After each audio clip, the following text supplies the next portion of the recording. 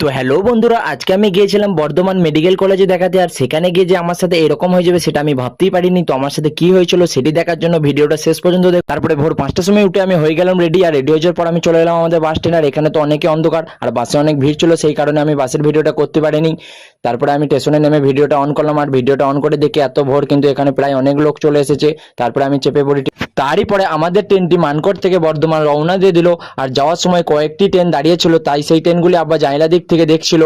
নেমে পড়লাম বর্ধমান স্টেশনে। আর বর্ধমান স্টেশনে নামার পর যখন বের হয় তখন দেখছি ওখানে 7টা 12 বাজছে। তারপরে একটা খাবার দোকানে চলে গেলাম, আর ওখানে 20 টাকা 4টা কচুরি নিয়ে নিলাম। তারপরে ওই কচুরিটা খাওয়া শেষ করে আবার একটা টোটো ধরে চলে এলাম আমি বর্ধমান মেডিকেল কলেজে। তারপরে এখানে এসে দেখি এখানে তো অনেকই ভিড় আছে, তাও আমি অনেক কষ্ট করে ক্যামেরাটা করলাম। তারপরে আমার যখন দেখানো শেষ হয়ে যায় তখন আমি আবার একটা টোটো করে চলে এলাম বর্ধমান স্টেশন। তারপরে স্টেশনে এসে দেখি স্টেশনে 12টা 36 বাজছে।